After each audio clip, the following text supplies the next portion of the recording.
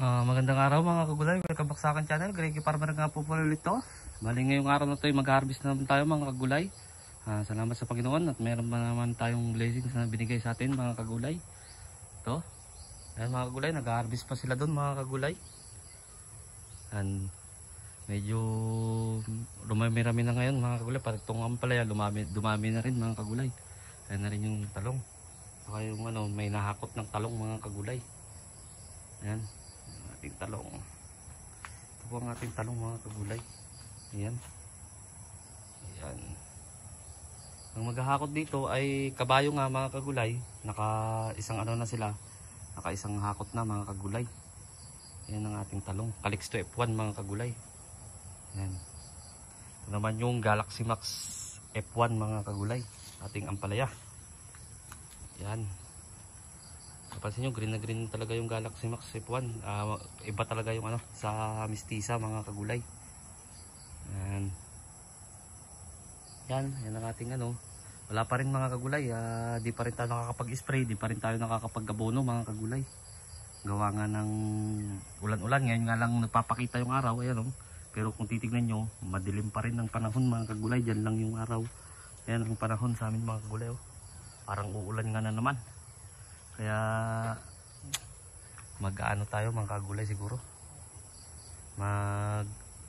Kahit tanghali siguro mag-i-spray tayo ng fungicide mga kagulay. Basta hindi lang siya aaraw talaga.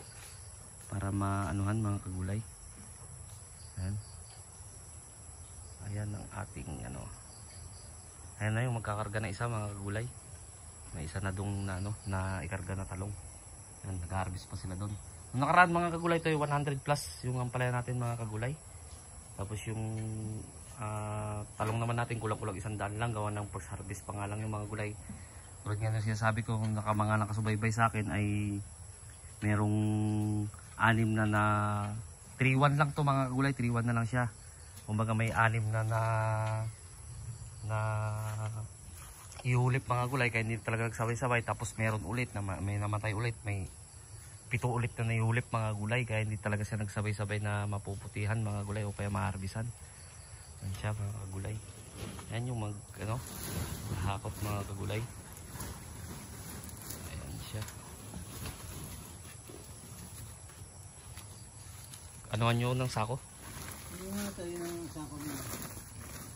Wala ko may bangkel kayo doon. Wala. Okay. Nakarin din. Maganda sana yun at malinis yan. Ano ng sako yan? Sasapinan? Oo, pwede kong hiramin yun. Babalik pa baga kayo? Awan ko lang, may isa pang kabayo eh. Oo. Tinawagan ako eh. Ayan mga kagulay. Yan nga, nag-ano tayo dito, nag-harvest na nga. Yan. Yan ang ating talong mga kagulay. Papasilip ko sa inyo, may mga naiwan talaga siyang mga bunga pa. Tapos may mga puno pa na walang makukuha talaga mga kagulay. Katulad nito. Walang makukuha mga kagulay sa susunod ito. Ayan siya. Ayan. Ayan ang ating Calixto F1 mga kagulay. Ayan. May mga bulaklak naman siya na sumusunod mga kagulay. Marami naman. Ayan. Hindi nga lang siya ma-sprayan. Hindi siya maabunuan gawa ng umuulan lagi mga kagulay.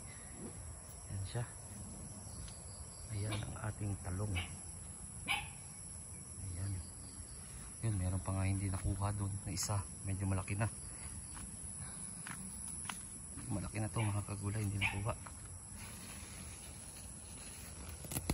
Ayan. Ayan mga kagulay.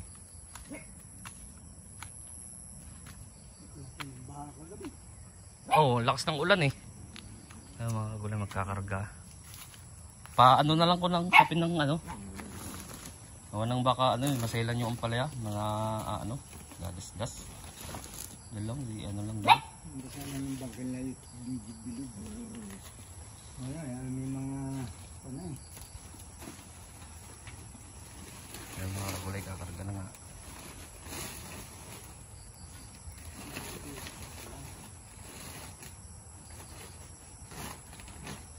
Ayan, pasensya na kayo mga kagulay. I-assist ko pa kasi itong magkakarga mga kagulay. Yan, pipilihan pa yan. Doon mga yung class B niya mga kagulay. Hindi pa lang yung class B. Ayan. Marami yung sakong yan. Dami ko. pa. Ayun pa nga.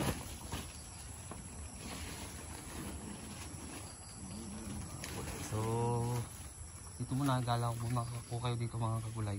Mga nang ano, nang magkakarga sila doon mga kagulay. Ayan siya. Bali itong talong natin ay pangalawang harvest niya mga kagulay.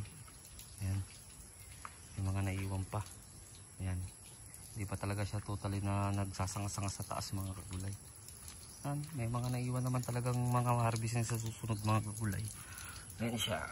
Ayan mga bunga niya mga kagulay. Ayan. Ito nakuha na yung isang piraso. Sabi nilang hindi magtutuloy daw. Magtutuloy naman mga kagulay. Malalaki naman. Ayan. Depende lang yung talaga sa pag-aalaga. Ayan. Sana nga tumigil lang ulan para makapag-spray na, makabuelo na rin mga kagulay.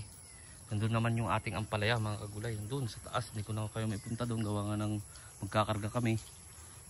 Tutulungan ko yung ihas ko kasi yung ampalaya may selan talaga doon sa bangkil lang kung tawagin nila dito mga kagulay. Bali ito lang yung bahay namin, yung kubo. Bahay na rin to mga kagulay, may kwarto Ayan. Yan yung mga kagulay. Ayun, may isa pang kunin na lang ho yun. Ayan. So siguro hanggang dito na lang ako siguro mga kagulay, gawa ng magkakarga kami. Maraming salamat na lang po sa mga legit na sumusuporta sa akin. Alam nila yan kung sino sila mga kagulay. Hindi ko na ma-shoutout isa-isa mga kagulay, gawa ng marami sila. Sa mga manonood, pwede nyo rin i-share tong video na to mga kagulay. Marami rin akong ginawa dyan mga tips ng pagtatanim, mga diskarte mga kagulay, kung gusto nyong matutunan yung diskarte ko. Pero hindi ko po sinasabi na gayahin nyo mga kagulay, nasa sa inyo pa rin. Kasi katulad sa akin, more on pruning ako. Yung iba ayaw nila mag-pruning. Kaya ito, yung mga video ko ng mga raan ay na magiging basihan lang ninyo mga kagulay. Ming, alis dyan! Ayun, napakakulit na ko mga kagulay. Napusa ako. Alis dyan! Nagbablog ako So ayun mga kagulay, sa bago pa lang sa munting channel ko, huwag nyo kalimutang mag-subscribe at i-click nyo na rin po yung notification bell para updated kayo lagi sa gagawin kong video o vlog mga kagulay, para masundan nyo rin yung yung mga diskarte na ginagawa ko dito mga kagulay. Maraming salamat po ulit. Happy farming po sa ating lahat.